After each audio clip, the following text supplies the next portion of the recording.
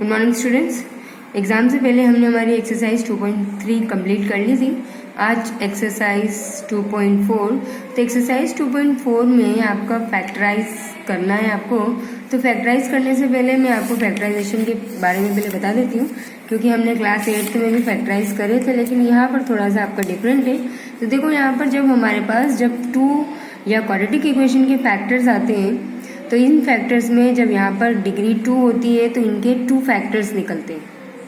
ठीक है, अब आपके पास यहाँ पर क्यूबिक वाले भी फैक्टर्स आएंगे जिसमें पावर क्या होगी, क्यूब होगी। तो पावर जिसकी क्यूब होगी, तो इस वैल्यू के लिए आपको फैक्टर्स निकालने के लिए क्या करना पड़ेगा, पहले आप इसकी जो कांस्टेंट टर्म है, कांस्टेंट टर्म के फैक्टर्स लेंगे। तो यहाँ पर 6 के फैक्टर होते हैं, 1, 2, 3 एंड 6। ठीक है, तो अगर 1 है तो प्लस और -1, 2 है तो ±2, 3 है तो ±3 और 6 है तो ±6। तो यहाँ पर ये फैक्टर्स यहाँ पर ये ले लेंगे। उसके बाद पहले आप यहाँ पर जो आपका पॉलिनोमियल है वहाँ पर पहले +1 पुट करेंगे। तो +1 अगर पुट करने पर आपका आंसर 0 आ जाता है, इट मीन्स +1 इक्वल्स टू किधर जाएगा तो -1 हो जाएगा, तो x - 1 उसका फैक्टर हो जाएगा। लेकिन बाय चांस अगर ऐसा नहीं होता है तो आप यहाँ -1 पुट करोगे, और जब तक पुट करते रहोगे इन फैक्टर्स को, जब तक आपको एक फंक्शन का आंसर 0 नहीं मिल जाता। अगर पहली बार में 0 मिल जाता है तो बहुत अच्छी बात है, नहीं मिलता है तो आपको जब तक करना है जब तक आपका आंसर 0 नहीं आता। अब जैसे यहाँ पर हमने +1 पुट किया, तो ये देख लीजिए x = 1 है। अब इक्वल्स टू किधर जाएगा तो ये x - 1 हो जाएगा। ठीक है, तो ये फंक्शन आएगा x - 1। लेकिन अगर हम x = -1 पुट करते हैं तो ये -1 इधर आएगा तो x + 1 हो जाएगा। तो ये ध्यान रखिएगा, इक्वल्स टू के इधर +1 इक्वल्स टू के इधर आएगा तो -1 हो जाएगा और नेगेटिव हो जाएगा प्लस। तो यहाँ पर आप ये फैक्टर्स रखने से पहले ध्यान रखना। तो देखो यहाँ पर +1 रखा था तो ये आंसर 0 आ गया था, तो ये -1 का फैक्टर हो जाएगा। अब जब आपका एक फैक्टर मिल जाएगा तो इस फैक्टर से इस क्यूबिक इक्वेशन को आपको डिवाइड करना है। आप जैसे ही इसको डिवाइड करोगे तो आपको रिमाइंडर पूरी तरह से 0 मिलेगा। हमेशा ऐसा क्वेश्चन आएगा जिसमें रिमाइंडर नहीं आएगा, 0 ही आएगा। अब 0 आने के बाद जो आपका क्वेश्चन आएगा, इस क्वेश्चन को आपको क्या करना है, यहाँ पर क्वाड्रेटिक इक्वेशन के फॉर्म में क्वेश्चन आएगा तो उस क्वेश्चन का आपको फैक्टर्स निकालना है।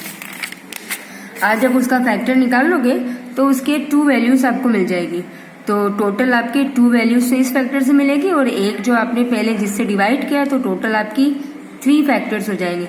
तो क्यूबिक इक्वेशन के 3 फैक्टर्स होंगे। इसी तरह से आपको ये क्यूबिक वाली इक्वेशन को सॉल्व करना है। अब आपका आता है क्वेश्चन नंबर, जैसे कि एग्जाम्पल में यहाँ पर देखो, अगर आपका 4th बाय क्वाड्रेटिक पॉलिनोमियल आती मीन्स जिसकी पावर 4 हो, तो इस कंडीशन में वही रूल अपनाएंगे कि 24 है लास्ट कांस्टेंट टर्म, तो कांस्टेंट टर्म के फैक्टर्स लेंगे। तो +1, 2, 3, 4 जितने भी फैक्टर है वो +-, और आप एक एक बार रख के देखोगे। अगर +1 से ही आपको आंसर है, इसमें क्या करना है, आप पहले 1, 2 आपने सब फैक्टर्स निकाल लिए, तो यहाँ पर +1, +2, +3, +4 जो फैक्टर आ रहे हैं सारी पॉजिटिव वैल्यू के फैक्टर निकालने हैं। क्योंकि यहाँ पर 4 की पावर है, मतलब 4 डिग्री है, तो 4 फैक्टर्स तो मतलब इसके 4 फैक्टर्स निकलेंगे। ठीक है, तो आप यहाँ पर पॉजिटिव 4 वैल्यूज से निकाल लेंगे, और अगर पॉजिटिव वैल्यू से नहीं आता है तो नेगेटिव का यूज करेंगे। पहले आपको पॉजिटिव वैल्यू ही यूज करनी है। तो यहाँ देखो पॉजिटिव वैल्यू से पूरा 0 आंसर आ गया। अब ये आ गया, इट मीन्स पॉजिटिव वैल्यू है तो ये इधर आएगा तो माइनस हो जाएगा, तो x - 1, x - 2, x - 3 और x - 4 इस पूरे फंक्शन का फैक्टर है। मतलब हमारा इनका जो फैक्टराइजेशन किया आपने 4th का, तो ये फैक्टर्स आए। बस इतना करना है, ये एक्स्ट्रा बाकी का कुछ नहीं करना है आपको। ठीक है, अब हमारी एक्सरसाइज स्टार्ट करते हैं। तो सबसे पहले फैक्टराइज 12x² - 7x + 1, तो ये मैं आपको 8th क्लास में अच्छे से सिखा चुकी हूँ। फिर आपको एक बात बता देती हूँ कि अगर आपके x² के कोफिशिएंट में 12 आ जाता है या 1 से ज़्यादा आता है, तो उस वैल्यू का या उस कोफिशिएंट का मल्टीप्लिकेशन कांस्टेंट में करते हैं। लेकिन यहाँ पर कांस्टेंट में आप शो नहीं करोगे। आप जैसे 12 का 1 में मल्टीप्लाई करोगे तो 12 आया। अब 12 के एलसीएम लोगे और यहाँ पर मिडिल टर्म को स्प्लिट करोगे कि वहाँ पर क्या आ रहा है। तो देख लेते हैं हम यहाँ पर क्वेश्चन को। देखो 12 को हमने 1 में मल्टीप्लाई किया तो 12। अब 12 को हमने जब फैक्टर निकाले तो 3 और 4 आया, मतलब 3 4 जा 12, 3 और 4 का मल्टीप्लाई करने पर 12 आ रहा है, और 3 और 4 को प्लस करने पर 7 आ रहा है। तो हमने 4+3 लिया। अब यहाँ पर क्योंकि माइनस था तो माइनस का अंदर मल्टीप्लाई होगा और एक्स का भी होगा, तो यहाँ पर आ जाएगा -4x - 3x + 1। अब देखो 12x है और 4x है, तो हमको पता है दोनों में से हम 4 कॉमन ले सकते हैं क्योंकि 4 की टेबल में आता है, 4 की टेबल में 12 भी आता है। तो हमने 4x कॉमन लिया तो यहाँ आया 3x और 4x पूरा चला गया तो -1। अब यहाँ माइनस आ रहा है तो माइनस आपको लेना ही है, दोनों वैल्यू में से कुछ कॉमन नहीं आता है। अगर कुछ कॉमन नहीं आता है तो 1 लिखना ही पड़ेगा आपको, तो -1 और -1 जैसे ही कॉमन लेंगे तो ये वैल्यू एज इट इज आ जाएगी, लेकिन अंदर जो पॉजिटिव साइन है वो नेगेटिव होगा, और अगर यहाँ नेगेटिव होगा तो पॉजिटिव होगा। अगर बाहर माइनस है तो अंदर वाले ब्रैकेट में साइन चेंज आपका होगा। तो यहाँ पर देखो दोनों जगह 3x - 1 और दोनों जगह से 3x - 1 कॉमन आ गया, बचा हुआ 4x - 1 आ गया। उसके बाद इसका फोर्थ वाला पार्ट देख लेते हैं, 3x² - x - 4। 3 का मल्टीप्लाई 4 में करेंगे तो आएगा 12 के फैक्टर लेंगे 3 और 4, मतलब 4 में से 3 माइनस करेंगे तो यहाँ -1 लाना है, मीन्स आपको माइनस का 4 लेना पड़ेगा तब -1 आएगा। तो क्या करेंगे, डायरेक्ट कर रही हूँ मैं अभी, ये ऐसा मिडिल टर्म वाला नहीं कर रही हूँ, मैं डायरेक्ट कर रही हूँ। क्या किया, 3x² - 4x और +3x लिया। ये क्यों लिया, क्योंकि माइनस का 4 और प्लस का 3 आंसर आता है -1, तो यहाँ -1 आ जाएगा और 4 3 जा -12 आ जाएगा, लेकिन यहाँ 12 शो नहीं करना है क्योंकि ये हमारा अलग क्वाड्रेटिक इक्वेशन है। तो अब आप यहाँ पर कॉमन लोगे तो यहाँ से x कॉमन लिया तो 3x - 4, यहाँ से दोनों में से कुछ कॉमन नहीं निकल रहा है लेकिन प्लस है तो प्लस और 1 कॉमन लेंगे तो अंदर वैल्यू एज इट इज आ जाएगी। देखो 3x - 4 और 3x - 4 ये वाली वैल्यू सेम आ गई, इन दोनों में से एक कॉमन ले लिया, यहाँ से बचा x और ये +1 लिख लिया। इसके बाद बाकी क्या आप क्वेश्चन करेंगे। अब क्वेश्चन नंबर 2 में देखो, मैंने आपको जो बताया था क्यूबिक टर्म, अब आप चाहें तो वो भी इसमें कर सकते हैं, लेकिन अभी हम यहाँ देखें तो ये एक सिंपल इक्वेशन है। आप चाहें तो यहाँ दोनों में x³ है और यहाँ x², तो अगर x² कॉमन ले लिया तो यहाँ से बचेगा x, यहाँ से बचेगा -2, ठीक है। अब यहाँ पर आ रहा है माइनस, तो -1 अगर मैं कॉमन लेती हूँ तो x -2 आ रहा है। अब देखो यहाँ x -2 कॉमन आ रहा है, तो ऐसी कंडीशन में जब यहाँ पर ये दोनों चीज़ें कॉमन आ सकती हैं तो आप ये सिंपल मेथड यूज़ कर सकते हैं, नहीं तो फिर वो क्यूबिक वाला फॉर्मूला यूज़ करना पड़ेगा। तो देखो x -2 कॉमन आ गया, यहाँ से बचा x² - 1। अब x² है तो 1 के ऊपर भी हम स्क्वायर लगा लेंगे तो ये हो गया a² - b²। a² - b² क्या होता है, a - b, a + b, तो ये आपकी क्यूबिक टर्म की 3 फैक्टर्स आ गए। अब इसका अगला पार्ट देखते हैं सेकंड। अब यहाँ पर देखो ये सिंपल इक्वेशन है, अगर आप यहाँ से x² कॉमन ले लोगे तो x - 3 आएगा, लेकिन यहाँ पर 9 यहाँ पर 5 दोनों में से कुछ कॉमन नहीं आएगा, तो इस कंडीशन में आप ये वाला मेथड यूज़ नहीं कर सकते। तब आपको वही 5 के फैक्टर्स क्या होते हैं, 1 और 5, तो +1 - 1 एंड +5 - 5। तो देखो यहाँ पर सबसे पहले मैंने x की जगह -1 पुटअप किया, -1 पुटअप किया तो यहाँ पर आएगा -1 का क्यूब, -3 × -1 का स्क्वायर, -9 × -1 -5। अब -1 का क्यूब होता है -1 और यहाँ पर तो ये 1 हो जाएगा तो -3 और -1 से +9 -9 मल्टीप्लाई होगा तो +9 -5। अब देखो ये +9 -5 -3 और -1 ये -9 तो 9 - 9 0 हो गया, मतलब आपका x = -1 एक फैक्टर आ गया है, और -1 इधर जाएगा तो क्या आएगा x + 1, मतलब हमारा x + 1 is a factor of the equation.